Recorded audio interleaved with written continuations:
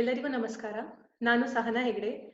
ಇವತ್ತು ಮೈಸೂರು ಮಂಜುನಾಥ್ ಸರ್ ಅವ್ರನ್ನ ಇಂಟರ್ವ್ಯೂ ಮಾಡೋ ಭಾಗ್ಯ ನಂಗೆ ಸಿಕ್ಕಿದೆ. ಸೊ ಇಂಟರ್ವ್ಯೂ ಸ್ಟಾರ್ಟ್ ಮಾಡೋಕ್ಕಿಂತ ಮುಂಚೆ ಆಬ್ವಿಯಸ್ಲಿ ನಿಮ್ಗೆಲ್ಲರಿಗೂ ಅವರು ಚಿರಪರಿಚಿತರೆ, ಬಟ್ ಸ್ಟಿಲ್ ಫಾರ್ಮಾಲಿಟೀಸ್ಗೋಸ್ಕರ ಒಂದು ಚಿಕ್ಕ ಇಂಟ್ರೊಡಕ್ಷನ್ ಅವ್ರ ಬಗ್ಗೆ.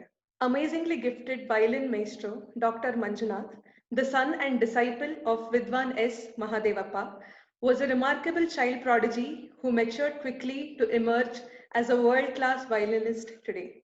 His exceptional musical talents were first revealed at a very tender age of 8, when he stormed into the music world, sweeping all the music lovers off their feet. Dr. Manjunath has enthralled audiences all over the world. The Los Angeles Times warmly noted that he has crossed over so many boundaries to create music wonder. With the international press describe him as the bright, visible cultural ambassador of India, Dr. Manjunath, along with his illustrious brother, violin maestro Nagraj, has brought laurels and glory to the field of Indian classical music. The great sitar player Bharat Ratna Pandit Ravi Shankar admired and complimented his music and called him the Prince of Mysore when he attended the live concert of Dr. Manjunath in San Diego in 2012. Dr. Manjunath's unparalleled efforts to take Carnatic classical music concerts to some of the most important music venues in the world is highly admired. His violin concerts have been featured in top music festivals and conferences all over the world. The government of India sent him to Slovenia, Sri Lanka, and Iran for special Republic Day and Independence Day concerts as Cultural Ambassador of India. He is the first Indian violinist to be invited to perform at the prestigious International Violin Festival and Persian Academy in Iran and Royal Palace of Milan in Italy. Dr. Manjunath has been awarded top ranking and has the distinction of being invited for academic presentations and workshop concerts at some of the world's top universities. He has created many ragas and compositions, and his recent yoga anthem in Raga Bharata, having many outstanding musicians across the globe performing in it, got nationwide recognition. He has performed innumerable Jugalbandi and fusion concerts with some of the top musicians across the globe. Dr. Manjunath is one of the youngest recipients of the prestigious Sangeet Natak Academy Award by the Government of India, State Honor Rajyotsava Award by the Government of Karnataka, the Excellence Award from American Institute of World Culture, Meritorious Award from the American Arts Council. This was a very brief introduction about him. So welcome sir, welcome to our show. ಸ್ವಾಗತ ನಿಮ್ಗೆ. So ಈಗ ಶುರು ಮಾಡೋಣ. ನಿಮ್ಮ early life ಹಾಗೂ ನಿಮ್ಮ initial music journey ಬಗ್ಗೆ ನಮ್ಗೊಂಚೂರು ತಿಳಿಸ್ತೀರಾ? ಸನಾ, ಬಹುಶಃ ಇದು ಹೆಚ್ಚು ಜನಗಳಿಗೆ ಗೊತ್ತಿರುತ್ತೆ, ಆದರೂ ಕೆಲವರಿಗೆ ಇದರ ಬಗ್ಗೆ ಅವರು ಗೊತ್ತಿಲ್ಲದೆ ಇದ್ರೆ, ಈಗಾಗಲೇ ನೀವು ನನ್ನ ಪ್ರೊಫೈಲ್ ಬಗ್ನಲ್ಲಿ ಹೇಳಿದ್ರಿ, ನಮ್ಮ ತಂದೆನೇ ನನ್ನ ಗುರು. ನಮ್ಮ ತಂದೆ ವಿದ್ವಾನ್ ಮಹಾದೇವಪ್ಪನವರು, ತುಂಬ ದೊಡ್ಡ ಹೆಸರು, ತುಂಬ ದೊಡ್ಡ ಟೀಚರು, ಹಾರ್ಡ್ ಟಾಸ್ಕ್ ಮಾಸ್ಟ್ರು. ಅವ್ರಿಗೆ ಇನ್ನೊಂದು ಹೆಸರು ಅಂದರೆ ಜಮದಗ್ನಿ ಅಂತಲೇ ಅರ್ಥ. ಅಂದರೆ ಅಷ್ಟು ಕೋಪ, ಅಷ್ಟು ಕೋಪಿಷ್ಟ್ರು. ಸಂಗೀತಕ್ಕೋಸ್ಕರ ಸಂಗೀತನ ಜಿಹಾದಿಗಳ ಥರ ಸಂಗೀತನ ದೊಡ್ಡದಾಗಿ ತಗೊಂಡು ಹೋಗಬೇಕು ಅನ್ನೋದು ಅವರ ಅಭಿಪ್ರಾಯ ಆಗಿತ್ತು. ನನ್ನ 8ನೇ ವಯಸ್ಸಿನಲ್ಲಿ ನಾನು ಸಂಗೀತನ 7 ವಯಸ್ಸಿನಲ್ಲಿ ಪ್ರಾರಂಭ ಮಾಡಿ, ಅದೆಲ್ಲ ಒಂದು ಭಾಳ ಇಂಟ್ರೆಸ್ಟಿಂಗ್ ಕಥೆ ಎಲ್ಲ ಇದೆ. ಸುಮ್ಮನೆ ಚಿಕ್ಕದಾಗಿ ಹೇಳ್ಬಿಡ್ತೀನಿ. ನನಗೆ ಸಂಗೀತದಲ್ಲಿ ಇಂಟ್ರೆಸ್ಟೇ ಇರಲಿಲ್ಲ. ಮೊದಲನೇದಾಗಿ ನಮ್ಮ ಅಣ್ಣ ನಾಗರಾಜು ಆಗಾಗಲೇ ತುಂಬ ದೊಡ್ಡದಾಗಿ ಹೆಸರು ಮಾಡ್ತಾ ಇದ್ದ, ನನಗಿಂತ 10 ವರ್ಷ ದೊಡ್ಡವನು ನಾಗಣ್ಣ. ನಮ್ಮ ತಂದೆಗೆ ನನ್ನ 2ನೇ ಮಗ ಏನು ಪ್ರಯೋಜನ ಇಲ್ವಲ್ಲ, ಬರೀ ಪುಂಡ ಪೋಖ್ರಿ ಥರ ಅಲ್ದಾಡ್ತಾ ಇದ್ದಾನೆ, ಸಂಗೀತದ ಬಗ್ಗೆ ಆಸಕ್ತಿನೇ ಇಲ್ವಲ್ಲ ಅಂತ ಏನೆಲ್ಲ ಶತಪ್ರಯತ್ನ ಮಾಡಿದ್ರು ನನಗೆ ಸಂಗೀತದ ಬಗ್ಗೆ ಆಸಕ್ತಿ ಹುಟ್ಟಿರಲಿಲ್ಲ. ಯಾವಾಗಲೂ ಮನೆಯಲ್ಲೇ ಇರ್ತಿದ್ದೆ, ಸಂಗೀತದ ತಲೆಕಂಡ್ರಾಗ್ತಿರಲಿಲ್ಲ. ಒನ್ ಫೈನ್ ಡೇ ನಾಗರಾಜು ನಮ್ಮ ತಂದೆ ಇಬ್ಬರು ವೈಲಿನ್ ಡ್ಯುಯೆಟ್ ಕಾನ್ಸರ್ಟು ಮೈಸೂರಿನಲ್ಲಿ ಒಂದು ದೊಡ್ಡ ಜಾಗದಲ್ಲಿತ್ತು. ಆ ದಿವಸ ನನ್ನ ಮನೆಯಲ್ಲಿ ನೋಡ್ಕೊಳ್ಳೋಕ್ಕೆ ಯಾರು ನಮ್ಮ ತಾಯಿನೂ ಊರಿನಲ್ಲಿ ಇಲ್ಲದೆ ಇರೋದ್ರಿಂದ ಅನಿವಾರ್ಯವಾಗಿ ನನ್ನನ್ನು ಎಳ್ಕೊಂಡು ಹೋದರು ಕಚೇರಿಗೆ. ಅಲ್ಲಿ ಎಲ್ಲರೂ ಬಿಟ್ಟರೆ ಇವನು ಓಡೋಗ್ಬಿಡ್ತಾನೆ ಅಂತ ಬಲವಂತವಾಗಿ ಸ್ಟೇಜಿನ ಹಿಂಭಾಗದಲ್ಲಿ ನನ್ನನ್ನು ಕೂರಿಸಿದ್ರು. ಸ್ಟೇಜ್ ಹಿಂಭಾಗದಲ್ಲಿ ಕೂತು ನನಗೆ ಕಾನ್ಸರ್ಟ್ ಎಷ್ಟೊತ್ತಾಗುತ್ತೆ ಏನು ಅನ್ನೋದ್ರ ಬಗ್ಗೆ ಒಂದಿಷ್ಟು ತಿಳುವಳಿಕೆನೇ ಇಲ್ಲ. ನಾನು ನೋಡಿದೆ 5 ನಿಮಿಷದಲ್ಲಿ ಮುಗಿಬಹುದು, 10 ನಿಮಿಷ, 1/4 ಗಂಟೆ ಅಂತ ಕೂತ್ಕೊಂಡು ನೋಡ್ತಾ ಇದ್ದೀನಿ. 1 ಗಂಟೆ, 2 ಗಂಟೆ, 3 ಗಂಟೆ, 3 ಯುಗ ಅದು ಹೇಗೆ ಕಳೀತು ಅಂತಲೇ ನನಗೆ ಗೊತ್ತಾಗಲಿಲ್ಲ. ಅಂತೂ ಕೊನೆಗೆ ಕಚೇರಿ ಮುಗಿದ್ಮೇಲೆ ಬಹಳ ಒಂದು ಇಂಟ್ರೆಸ್ಟಿಂಗ್ ಪ್ರಸಂಗ ನಡೀತು. ಸಹನ ಮುಗಿದ್ಮೇಲೆ ಆರ್ಗನೈಸರು ದೊಡ್ಡದಾಗಿ ಬಂದು ಎಲ್ಲರ ಬಗ್ಗೆ ಮಾತಾಡಿದ್ರು. ಎಲ್ಲರಿಗೂ ದೊಡ್ಡ ಹೂವಿನಾರ ಹಾಕಿದ್ರು. ನಮ್ಮ ತಂದೆಗೆ, ನಾಗರಾಜ್ಗೆ, ಮೃದಂಗಂ, ಘಟ, ಇವನ್ ತಂಬೂರಿ ನುಡಿಸ್ತಾ ನಮ್ಮ ತಂದೆ ಶಿಷ್ಯನಿಗೂ ಒಂದು ಹಾರ. ಇನ್ನು ಒಳಗೆ ಕೂತಿರ್ದವ್ ನಾನೊಬ್ಬನೇ ಹಿಂಭಾಗದಲ್ಲಿ. ನಾನೆಲ್ಲ ಸ್ವಲ್ಪ ಕತ್ತೆಲ್ಲ ಹೀಗೆಲ್ಲ ರೆಡಿ ಮಾಡ್ಕೊಂಡೆ, ನೆಕ್ಸ್ಟ್ ನನಗೆ ಹಾರ ಅಂತ. ಯಾವ ಹಾರನೂ ಇಲ್ಲ, ಏನೂ ಇಲ್ಲ. ಮುಂದೆ ಬೇರೆ ಏನೋ ಭಾಷಣ ಮಾಡಕ್ಕೆ ಶುರು ಮಾಡಿ. ನಾನು ಹಿಂದೆಯಿಂದ ನಮ್ಮ ತಂದೆನ ತೆಗೆದು, ಅಣ್ಣ ನನಗೆಲ್ಲಿ ಹಾರ, ಸುಮ್ಮರು ಎಲ್ಲ ದೊಡ್ಡ ಜನ ಇಲ್ಲ ಅದ್ರ ಮಾತಾಡ್ಬೇಡ, ನನಗೆ 7 ವಯಸ್ಸು 8 ವಯಸ್ಸು, ತಿರುಗಿ ಅವ್ರನ್ನ ಚುಚ್ಚಿ ನನಗೆ ಹಾರ ಬೇಕಲೇಬೇಕು ಅಂತ ಹಠ ಮಾಡ್ತಾ ಇದ್ದೆ. ಇದನ್ನು ನೋಡ್ಬಿಟ್ಟು ನಮ್ಮ ತಂದೆ, ನೀನು ಏನು ಮಾಡಿದೆ ಅಂತ ಹಾರ ಹಾಕಬೇಕು, ಎಲ್ಲರೂ ಒಂದೊಂದು ವಾದ್ಯ ನುಡಿಸಿದ್ದೀವಿ, ಸಂಗೀತ ನುಡಿಸಿದ್ದೀವಿ, ಹಾಡಿದ್ದೀವಿ, ಮತ್ತೊಂದು ತಂಬೂರಿ ನುಡಿಸಿದ್ದಾನೆ ಅವನು, ಅಟ್ಲೀಸ್ಟ್ ನಮ್ಮ ಶಿಷ್ಯ ತಂಬೂರಿನಾರು ನುಡಿಸಿದ್ದಾನೆ, ನೀನು ಏನೂ ಮಾಡಿದೆ, ನನಗೆ ಹೆಂಗೆ ಹಾರ ಹಾಕ್ತಾರೆ ಅಂತ ನಮ್ಮ ತಂದೆ ಕ್ವಶನ್. ಇದನ್ನು ಹೇಗೋ ಗುಸುಗುಸು ಕೇಳಿಸ್ಕೊಂಡು ಆ ಆರ್ಗನೈಸರು ಏನು ಅಂತ ಕೇಳಿದ್ರು. ನಮ್ಮ ತಂದೆ ಓಪನ್ ಆಗೇ ಹೇಳಿದ್ರು, ಈ ಥರ.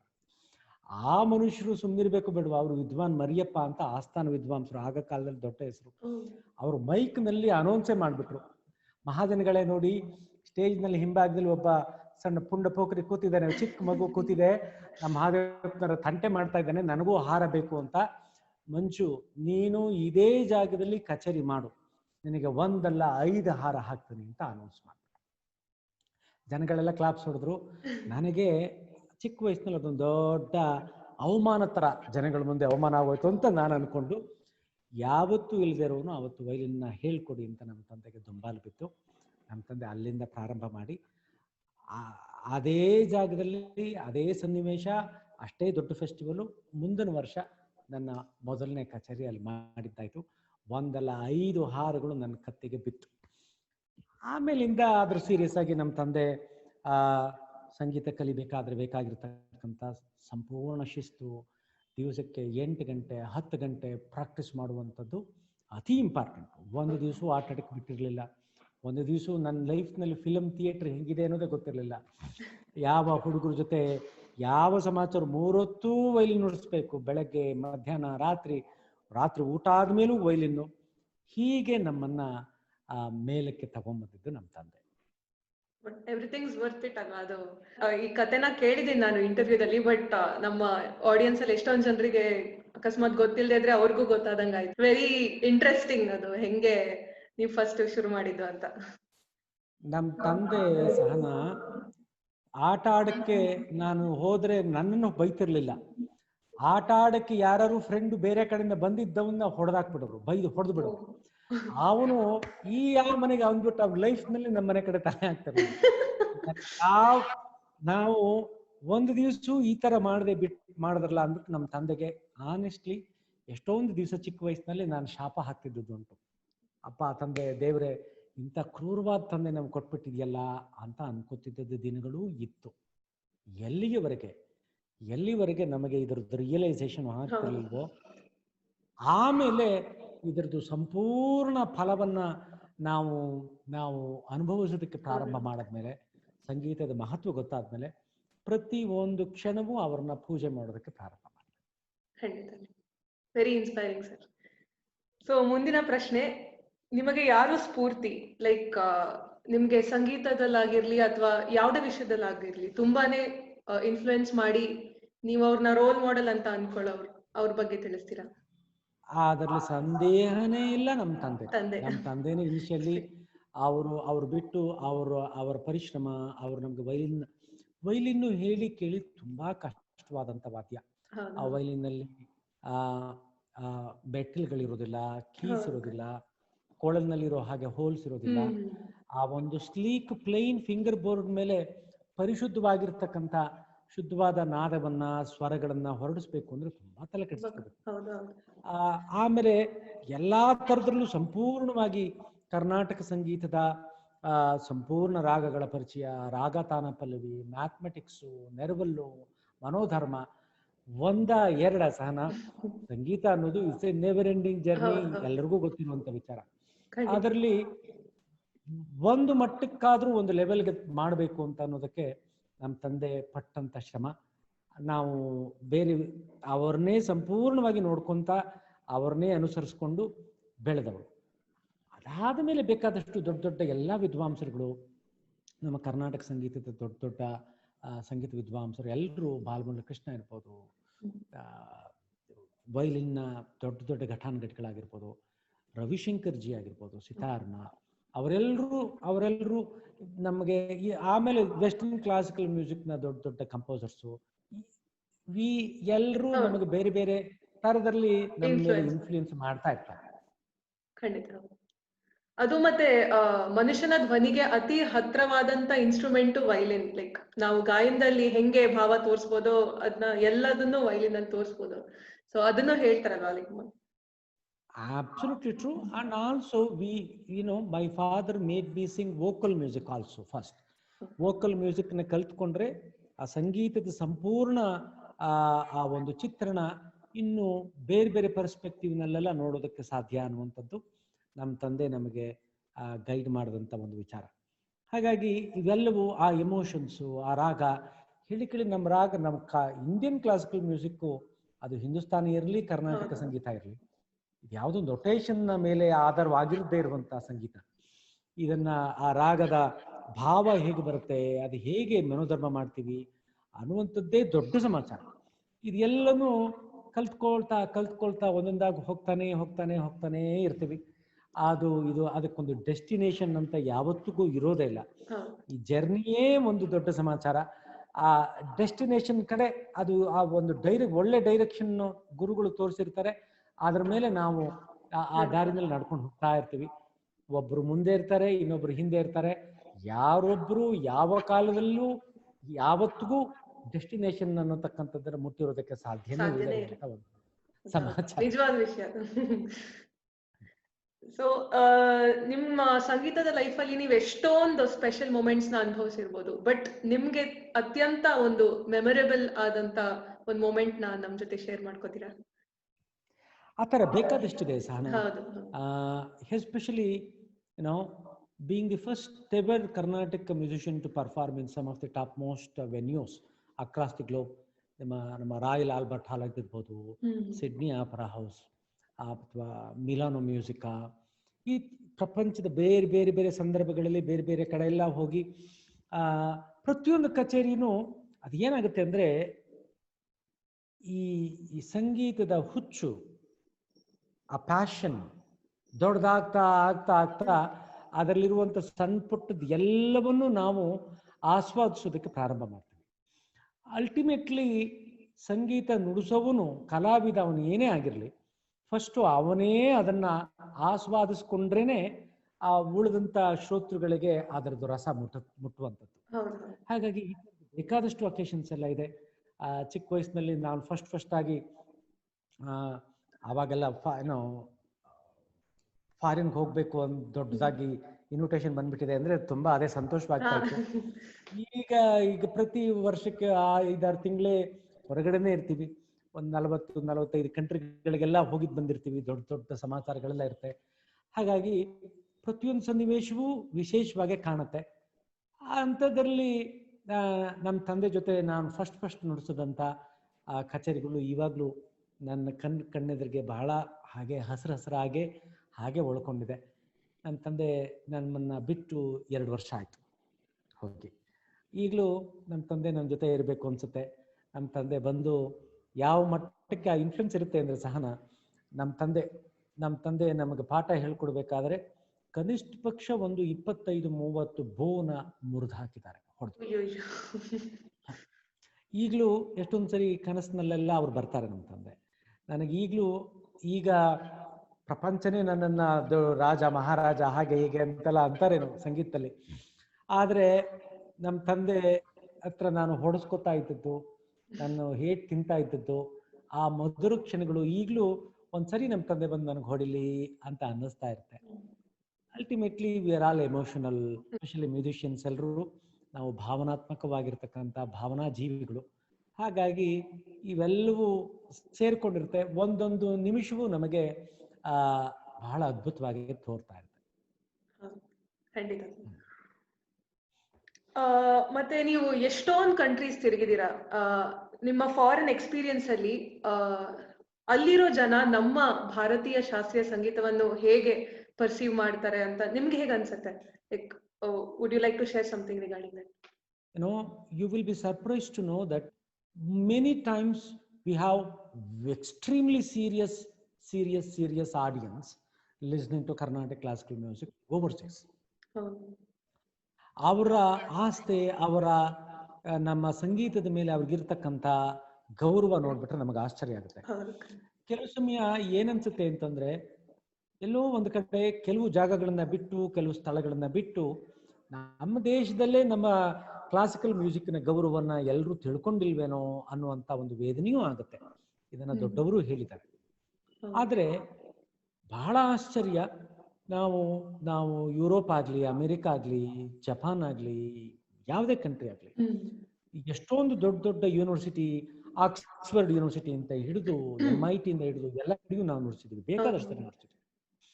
ಅಲ್ಲಿ ಇದರದ ಬಗ್ಗೆ ಯಾವ ತರದ ಗೌರವ ಇದೆ ಅಂತಂದ್ರೆ, ಅವರಿಗೆ ನಾವು ಮೊದಲು ಏನು ಭಾರತೀಯ ಸಂಗೀತ ಅಂತ ನಾವು ಹೇಗೆ ಇಂಟರ್ಪ್ರಿಟ್ ಮಾಡ್ತೀವಿ ಅನ್ನೋದು ಅತಿ ಮುಖ್ಯ ಆಗುತ್ತೆ. ಎರಡನೇದಾಗಿ ಇನ್ನೊಂದು ಅಡ್ವಾಂಟೇಜು ಏನು ಅಂತಂದ್ರೆ ಸಹನ, ನಾನು ನುಡಿಸತಕ್ಕಂಥ instrument is basically an European instrument. It is much more easier for an European audience to relate to Indian classical music through their own instrument, which is violin.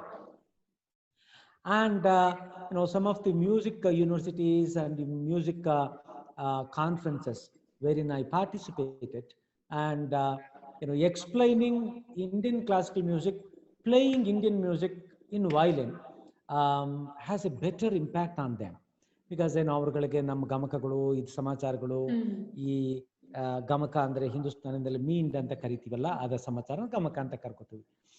ಇವು ಎಲ್ಲವೂ ಅತಿ ಮುಖ್ಯವಾಗಿ ನಮ್ಮ ಮನೋಧರ್ಮ ಯಾವುದೇ ನೊಟೇಷನ್ ಇಲ್ಲದೆ ಒಂದು ರಾಗವನ್ನ ಒಬ್ಬ ಭಾರತೀಯ ಕಲಾವಿದ ಅದ್ಭುತವಾಗಿ ಗಂಟೆಗಟ್ಟಲೆ ಹೇಗೆ ಅದನ್ನ ಹಾಡೋದಕ್ಕೆ, ನುಡಿಸೋದಕ್ಕೆ ಸಾಧ್ಯ ಅನ್ನುವಂಥದ್ದು ಎಲ್ಲರಿಗೂ ಆಶ್ಚರ್ಯವನ್ನು ಕೊಡುವಂತ ವಿಚಾರ.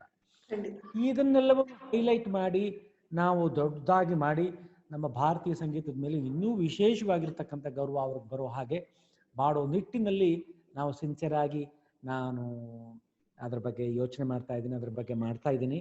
ಇದಕ್ಕೆ ಅತ್ಯದ್ಭುತವಾಗಿರ್ತಕ್ಕಂಥ ರೆಸ್ಪಾನ್ಸು ಎಲ್ಲ ಕಡೆಯೂ ಸಿಗ್ತಾ ಇರೋದು ಬಹಳ ಸಂತೋಷ. ಎಷ್ಟೊಂದು ಜನ ನಮ್ಮಗಳ ಸಂಗೀತವನ್ನ, ಕಚೇರಿಗಳನ್ನ ಕೇಳಿದ ಮೇಲೆ ಇಂಡಿಯನ್ ಕರ್ನಾಟಿಕ್ ಮ್ಯೂಸಿಕ್ನ ಕಲಿಬೇಕು ಅನ್ನುವಂಥ ಅಮೇರಿಕನ್ಸು, ಯುರೋಪಿಯನ್ ಸಂಖ್ಯೆ ತುಂಬಾ ದೊಡ್ಡದು. ನನ್ನ ಶಿಷ್ಯರ ಸಂಖ್ಯೆ ತುಂಬಾ ದೊಡ್ಡದಾಗಿದೆ. ಆಮೇಲೆ ಎಷ್ಟೊಂದು ಜನ ಮ್ಯೂಸಿಕಾಲಜಿಸ್ಟ್ಗಳು, ಮ್ಯೂಸಿಕ್ ರಿಸರ್ಚ್ ಸ್ಕಾಲರ್ಸ್ಗಳು ಫುಲ್ ಬ್ರೈಟ್ನ ಫೆಲೋಶಿಪ್ ಮೇಲೆ ಅಮೇರಿಕಾ, ಯುರೋಪಿಂದ ಬಂದು ನನ್ನ ಹತ್ರ ಇಂಡಿಯನ್ ಮ್ಯೂಸಿಕ್ನ ರಿಸರ್ಚನ್ನು ಪರ್ಸ್ಯೂ ಮಾಡ್ತಾ ಇದ್ದಾರೆ. ಇವೆಲ್ಲವನ್ನು ನೋಡ್ತಾ ಇದ್ದಾಗ ನನಗೆ ಒಂಥರ ಪರವಾಗಿಲ್ಲ, ನಾನು ನಮ್ಮ ಸಂಗೀತದ ಒಬ್ಬ ಸಿನ್ಸಿಯರ್ ಸ್ಟೂಡೆಂಟ್ ಆಗಿದ್ಕೊಂಡು ಸ್ವಲ್ಪ ಮಟ್ಟಕ್ಕಾದ್ರೂ ನಮ್ಮ ಸಂಗೀತದ ಆಸ್ತೆಯನ್ನ ಇಂಥ ಜನಗಳಲ್ಲಿ ಮೂಡಿಸೋದಕ್ಕೆ ಸಾಧ್ಯ ಆಗ್ತಾ ಇದೆಯಲ್ಲ ಅಂತ ನನಗೆ ಸಂತೋಷ ಆಗ್ತದೆ. ಹೌದು.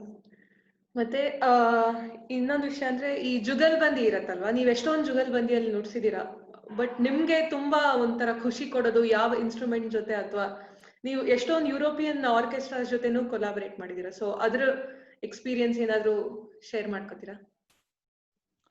ಜುಗಲ್ಬಂದಿ ಅನ್ನೋದು ತುಂಬಾ ವಿಶಿಷ್ಟವಾಗಿರ್ತಕ್ಕಂಥ ಒಂದು ಕಾನ್ಸೆಪ್ಟು. ದೊಡ್ಡವರೆಲ್ಲರೂ ಅದನ್ನು ನುಡಿಸ್ಬಿಟ್ಟಿದ್ದಾರೆ. ಎಸ್ಪೆಷಲಿ ಜುಗಲ್ಬಂದಿ ಅನ್ನತಕ್ಕಂಥದ್ದನ್ನ ನಾವು ಸೀಮಿತವಾಗಿ ಶಾಸ್ತ್ರೀಯ ಕರ್ನಾಟಕ, ಶಾಸ್ತ್ರೀಯ ಹಿಂದೂಸ್ತಾನಿ ನಾವಿಬ್ರು ನುಡಿಸೋದನ್ನ ಜುಗಲ್ಬಂದಿ ಅಂತ ನಾವು ಕರ್ಕೋತೀವಿ. ಓವರ್ಸೀಸ್ನ ಎಲ್ಲ ಈ ತರ ಅದಕ್ಕೆ ಫ್ಯೂಷನ್ ಅನ್ನುವಂಥ ಪದಗಳನ್ನ ನಾವುಗಳು ಕಂಡಿಡ್ಕೊಂಡ್ಬಿಟ್ಟಿದ್ದೀವಿ. ಜುಗಲ್ಬಂದಿ ದೊಡ್ಡವರೆಲ್ಲರೂ ಜೊತೆ ನುಡಿಸುವಂತ ಒಂದು ಅವಕಾಶ ನನಗೆ ಚಿಕ್ಕ ವಯಸ್ಸಿನಲ್ಲೂ ಸಿಕ್ಕಿದ್ದು ನನಗೆ ದೊಡ್ಡ ಅದೃಷ್ಟ. ನನ್ನ ಮೇಲೆ ಎಲ್ರಿಗೂ ವಿಶೇಷವಾಗಿರ್ತಕ್ಕಂಥ ಅಕ್ಕರೆ ಇರೋದ್ರಿಂದ ದೊಡ್ಡವರೆಲ್ಲರೂ, ಮುಖ್ಯವಾಗಿ ಪಂಡಿತ್ ವಿಶ್ವಮೋಹನ್ ಭಟ್ ಆಗಿರ್ಬೋದು, ರೋಣ ಮಜುಮ್ದಾರ್, ತೇಜೇಂದ್ರ ಮಜುಮ್ದಾರ್ ಆಗಿರ್ಬೋದು, ರಾಜಂ ಆಗಿರ್ಬೋದು, ಈ ಹಿರಿಯರಿಂದ ಪ್ರಾರಂಭವಾಗಿ ಎಲ್ಲರೂ ಈಗಿನ ಜನರೇಷನ್ನಲ್ಲಿ ನನ್ನ ಅತ್ಯಂತ ನನಗೆ ಸ್ನೇಹಿತರಾಗಿರುವಂಥ ಪ್ರವೀಣ್ ಗೋಡ್ಕಿಂಡಿ, ರಫೀಕ್ ಖಾನ್, ಎಲ್ಲರೂ ಈ ಥರದ್ದು ಎಲ್ಲರ ಜೊತೆ ದೊಡ್ಡ ಜುಗಲ್ಬಂದಿಗಳು ಬೇಕಾದಷ್ಟು ಚಿಕ್ಕ ವಯಸ್ಸಿಂದಲೂ ಮಾಡ್ಬಿಟ್ಟು. ನರಸಿಂಹಲ್ ಒಡಬಾಟಿ, ಆಗ ಅವರು ಸಾಕ್ಸೋಫೋನ್, ನಾನು ಇನ್ನೂ ಚಿಕ್ಕ ಹುಡುಗ ಆವಾಗಿಂದಲೇ ಪ್ರಾರಂಭ ಮಾಡಿದ್ವಿ. ಅದರಲ್ಲೇ ಒಂದು ಸಂತೋಷ ಇರುತ್ತೆ. ಆಮೇಲೆ ನಮಗೆ ಒಂದು ಸ್ವಲ್ಪ ಫ್ರೀಡಮ್ ಇರುತ್ತೆ. ಅದರಲ್ಲಿ ಏನು ವಿಶೇಷ ಅಂತಂದರೆ, ಒಂದೇ ರಾಗ ಕರ್ನಾಟಕಿ ಶೈಲಿನಲ್ಲಿ, ಹಿಂದೂಸ್ತಾನಿ ಶೈಲಿನಲ್ಲಿ ಹೇಗೆ ವಿಭಿನ್ನವಾಗಿ ಅದು ಗೋಚರಿಸುತ್ತೆ. ವಿಭಿನ್ನವಾಗಿದ್ದರೂ ಅವು ಎರಡರ ಸೋಲ್, ಎರಡರ ಜೀವಾಳ ಹೇಗೆ ಒಂದೇ ಆಗಿರುತ್ತೆ. ಇದ್ರ ಮೂಲಕವಾಗಿ ವಿಭಿನ್ನವಾಗಿರ್ತಕ್ಕಂಥ ನಮ್ಮ ಸಂವೇದನೆಗಳನ್ನ, ನಾದದ ಬೇರೆ ಬೇರೆ ಮಜಲುಗಳನ್ನ ಹೇಗೆ ನಾವು ನೋಡಬಹುದು ಅಂತ ಎಕ್ಸ್ಪ್ಲೋರ್ ಮಾಡ್ಕೊಂಡು ಹೋಗ್ತಾ ಇರ್ತೀವಿ. ಇದು ಜುಗಲ್ಬಂದಿ. ಇನ್ನು ಫ್ಯೂಷನ್, ಸ್ಪೆಷಲ್ ಫ್ಯೂಷನ್ ಕಾನ್ಸರ್ಟ್ಗಳು, ದೊಡ್ಡ ದೊಡ್ಡ ಆರ್ಕೆಸ್ಟ್ರಾಗಳು ನಾವು ಪ್ರಪಂಚದಾದ್ಯಂತ ಮಾಡುವಂಥ ಸಮಾಚಾರಗಳು ನನಗೆ ಚಿಕ್ಕ ವಯಸ್ಸಿಂದಲೂ ನಡೀತಾನೆ ಇದೆ. ಅದರಲ್ಲಿ ವಿಶೇಷವಾಗಿ ಪಾಶ್ಚಾತ್ಯ ಸಂಗೀತದ ಬಗ್ಗೆ ಸ್ವಲ್ಪ ತಿಳುವಳಿಕೆ ಇರಬೇಕಾಗುತ್ತೆ. ಅವರ ಹಾರ್ಮೋನಿ ಸಮಾಚಾರಗಳು, ಅವರ ಕಾರ್ಡ್ ಪ್ರೋಗ್ರೆಷನ್ ಹೆಂಗೆ ಹೋಗುತ್ತೆ, ಅದಕ್ಕೋಸ್ಕರವಾಗಿ ಸ್ಪೆಸಿಫಿಕ್ ಆಗಿ ಬೇಕಾದಷ್ಟು ರಚನೆಗಳನ್ನು ನಾನು ಕಂಪೋಸ್ ಮಾಡಿ ಅದನ್ನು ಅತಿರಥ ಮಹಾರಥರು ಎಲ್ಲರೂ ನುಡಿಸಿ ಅದನ್ನು ದೊಡ್ಡದಾಗಿ ಎಲ್ಲ ಕಡೆನೂ ಇದೆ, ಯೂಟ್ಯೂಬ್ನಲ್ಲಿ ಬೇಕಾದಷ್ಟೆಲ್ಲ ಇದೆ. ಅದರಲ್ಲಿ ಒಂದು ವಿಶೇಷ ಬೇರೆ ಬೇರೆ ಇನ್ಸ್ಟ್ರೂಮೆಂಟ್ಗಳು. ಅದರಲ್ಲಿ ಒಂದು ಅಡ್ವಾಂಟೇಜ್ ಏನಾಗುತ್ತೆ ಅಂದರೆ, ಸಹನ, ನಾವು ಇಂಡಿಯನ್ ಮ್ಯೂಸಿಕ್ನ ಬಗ್ಗೆ ಒಂದಿಷ್ಟು ತಿಳುವಳಿಕೆ ಇಲ್ದಿರತಕ್ಕಂಥ ದೂರದ ಯಾವುದೋ ದೇಶದಲ್ಲೂ ಈ ಫ್ಯೂಷನ್ ಮೂಲಕವಾಗಿ ಭಾರತೀಯ ಸಂಗೀತದ ಒಂದು ಸಂಗೀತದ ಬಗ್ಗೆ ಒಂದು ಸಣ್ಣ ತಿಳುವಳಿಕೆ ಅದ್ರ ಮೂಲಕವಾಗಿ ಪ್ರಾರಂಭ ಆಗುವಂತ ನೂರಾರು ಇನ್ಸಿಡೆಂಟ್ಸ್ಗಳು ನಡೆದು ಹೋಗಿವೆ. ಹಾಗಾಗಿ ಫ್ಯೂಷನ್ ಅಂದ್ರೆ ಸುಮ್ಮನೆ ಯಾವುದೋ ಡ್ರಮ್ ಇಟ್ಕೊಂಡು ಸುಮ್ಮನೆ ಒಂದು ಕೀಬೋರ್ಡ್ ಇಟ್ಕೊಂಡು ಗಲಾಟೆ ಮಾಡುವಂಥದ್ದು ಫ್ಯೂಷನ್ ಅಲ್ಲ. ಇದಕ್ಕೆ ಬಹಳ ಸೊಫಿಸ್ಟಿಕೇಟೆಡ್ ಆಗಿ ತುಂಬಾ ಸೆನ್ಸಿಬಲ್ ಆಗಿ ಅದನ್ನ ಮ್ಯೂಸಿಕ್ನ ತಗೊಂಡು ಹೋಗುವಂತ ರೆಸ್ಪಾನ್ಸಿಬಿಲಿಟಿಯೂ ಇರುತ್ತೆ. ಅದು ಹೌದು, ಕರೆಕ್ಟ್. ಮತ್ತೆ ಶಾಸ್ತ್ರೀಯ ಸಂಗೀತ ನಮ್ಗೆಲ್ಲರಿಗೂ ಗೊತ್ತು, like our Indian classical music ಎಷ್ಟು ಡೀಪ್ ಆಗಿದೆ, ಎಷ್ಟು ಇಂಟ್ರಿಕೇಟ್ ಆಗಿದೆ, ಅದು ಒಂದು ದೊಡ್ಡ ಸಾಗರ ಅಂತ. ನಿಮ್ಮ ವ್ಯೂ ಏನು? ಲೈಕ್ ನಿಮ್ಗೆ ಏನ್ ಅನ್ಸುತ್ತೆ ನಮ್ಮ ಹಳೆ ಜನರೇಷನ್ಗೂ ಮತ್ತೆ ಈಗಿನ ಜನರೇಷನ್ಗೂ? Like how do you see the future of classical music? ಸಂದೇಹನೇ ಇಲ್ಲದೆ Indian classical music is one of the finest and one of the most sophisticated and undoubtedly one of the most ancient systems of music in the world of music. It's not me saying this, the entire world knows it, and then that is one of the major reasons why Indian classical music is so hugely and widely respected all across the globe. And the thanks to invaluable contribution by amazing composers starting from Purandaradasa to Tyagaraja, all the Trinities, and a host of different musicians who all enriched the classical music of India. ಇದನ್ನು ಕೇಳೋಕ್ಕೇನೆ ನಮಗೆ ಒಂದು ದೊಡ್ಡ ಹೆಮ್ಮೆ, ಸಂತೋಷ ಆಗುತ್ತೆ. ಇನ್ನು ಇದನ್ನ ಸ್ವಯಂ practice ಮಾಡಿಕೊಂಡು ಇದನ್ನ ಮುಳುಗಿ ಇದನ್ನೇ ನಾನು ಹಾಡ್ತಾ ಇದ್ದೀನಿ, ನಾನು ನುಡಿಸ್ತಾ ಇದ್ದೀನಿ ಅನ್ನೋದಕ್ಕೆ ವಿಶೇಷವಾಗಿರುವಂತ ಸಂಸ್ಕಾರ ಬೇಕು, ಅದಕ್ಕೆ ಅದೃಷ್ಟ ಮಾಡಿರ್ಬೇಕು. ನಮ್ಮ ಸಂಗೀತನ ಅರ್ಥ ಮಾಡ್ಕೊಳ್ಬೇಕು ಅಂತಂದ್ರೆ ಅವ್ರಿಗೆ ನಿಜವಾದ ಸಂಸ್ಕಾರ ಇದ್ದಿರಲೇಬೇಕು. ಇದು ಹಾದಿ ಬೀದಿನಲ್ಲಿ ಸಿಗತಕ್ಕಂಥ ಸಮಾಚಾರಗಳಲ್ಲ, ನಂಬರ್ 1. ನಂಬರ್ 2, ಈಸಿಯಾಗಿ ಓಕೆ ಯಾವುದೋ ಒಂದು ಡಿಸ್ಕೋ, ಯಾವುದೋ ಒಂದು ಆಟ, ಯಾವುದೋ ಒಂದು ಕ್ರಿಕೆಟ್ ನೋಡಿದ ತಕ್ಷಣ ಅರ್ಥ ಆಗೋ ಹಾಗೆ ನಮ್ಮ ಕ್ಲಾಸಿಕಲ್ ಮ್ಯೂಸಿಕ್ನ ಅರ್ಥ ಮಾಡ್ಕೊಳ್ಳೋಕೆ ಆಗೋದಿಲ್ಲ. ಇದಕ್ಕೆ ಒಂದಿಷ್ಟು ಶ್ರಮ ಕೇಳುಗನಿಗೂ ಇರಬೇಕು. ನಿಮ್ಗೆ ಚೆನ್ನಾಗಿ ಗೊತ್ತಿದೆ.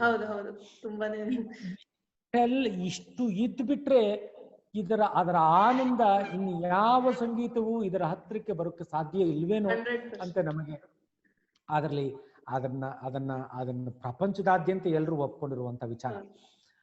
ಇಷ್ಟು ನಾವು ಹೆಮ್ಮೆ ಪಡಬೇಕಾಗಿರತಕ್ಕಂಥ ದೊಡ್ಡ ಒಂದು ಸಂಪತ್ತು ನಮ್ಮಲ್ಲಿ ಇದೆಯಲ್ಲ, ಇದನ್ನ ಹಿಂದಿನವರು ತುಂಬಾ ದೊಡ್ಡದಾಗಿ ಬೆಳೆಸ್ಕೊಂಡ್ಬಂದ್ರು. ನಾವೆಲ್ಲರೂ ಅದನ್ನೇ ಮಾಡಿಕೊಂಡು ಆ ಲೆಗಸಿನ ಮುಂದುವರಿಸ್ಕೊಂಡು ಹೋಗಬೇಕು ಅನ್ನುವಂಥದ್ದೇ ನಮ್ಮ ಉದ್ದೇಶ. ನೆಕ್ಸ್ಟ್ ಜನರೇಷನ್ನು ಇದರ ಸೀರಿಯಸ್ನೆಸ್ನ ಅರ್ಥ ಮಾಡ್ಕೋಬೇಕು. ಅವರು ಸುಮ್ಮನೆ ಯಾವುದೋ ಈಗ ಯಾವುದೋ ಒಂದು ಟಿಕ್ ಟಾಕೋ ಏನೇನೋ ಇದೆಲ್ಲ ಸಹ, ಅದರಲ್ಲಿ ಯಾರು ಬೇಕಾದ್ರೂ ಯಾವ ಗೂಬೆನೂ ಕೂತ್ಕೊಂಡು ಏನೋ ಒಂದು ಟಿಕ್ ಟಾಕ್ ಶೋ ಮಾಡ್ಬೋದು, ರೈಟ್? ಅಷ್ಟು ನಿಕೃಷ್ಟವಾಗಿರ್ತಕ್ಕಂಥದ್ದಲ್ಲ ನಮ್ಮ ಮ್ಯೂಸಿಕ್. ಇದಕ್ಕೆ ಒಂದು ದೊಡ್ಡ ಡಿಸಿಪ್ಲಿನ್ ಬೇಕಾಗುತ್ತೆ, ದೊಡ್ಡ ಗೌರವ ಬೇಕಾಗುತ್ತೆ.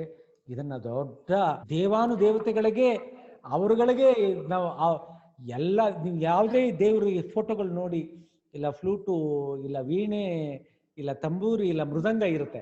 ಹಾಗಾಗಿ ಇದು ಎಲ್ಲಾ ಜನಾಂಗದಲ್ಲೂ ಕ್ಲಾಸಿಕಲ್ ಮ್ಯೂಸಿಕ್ಗೆ ವಿಶೇಷವಾಗಿರ್ತಕ್ಕಂಥ ಗೌರವ ಇದ್ದೇ ಇರುತ್ತೆ. ನೆಕ್ಸ್ಟ್ ಜನರೇಷನ್ ಇದನ್ನ ಸೀರಿಯಸ್ ಆಗಿ ತಗೊಳ್ಳುವಂತವ್ರು ಇದ್ದಾರೆ, ತಗೋಬೇಕಾಗತ್ತೆ. ಇದನ್ನ ಸುಮ್ಮನೆ ಅಷ್ಟು ಲಘುವಾಗಿ ತಗೊಂಡು ಹೋಗುವಂತದಕ್ಕೆ ಅನ್ನೋರಿಗೆ ಇದು ಒಲಿಯೋದಿಲ್ಲ ಅನ್ನೋದು ಎಲ್ರಿಗೂ ಗೊತ್ತಿರ್ತಕ್ಕಂಥ ವಿಚಾರ. ಹಾಗಾಗಿ ಒಂದಂತೂ ನಿಜ, ಯಾರು ಎಷ್ಟು ಸಾಧನೆ ಮಾಡ್ತಾರೆ, ಕೃಷಿ ಮಾಡ್ತಾರೆ, ಅವರಿಗೆ ಅದಕ್ಕೆ ತಕ್ಕದಾಗಿರ್ತಕ್ಕಂಥ ಪ್ರತಿಫಲ ಸಿಗುತ್ತೆ. ಖಂಡಿತ ಹೌದು ಸರ್.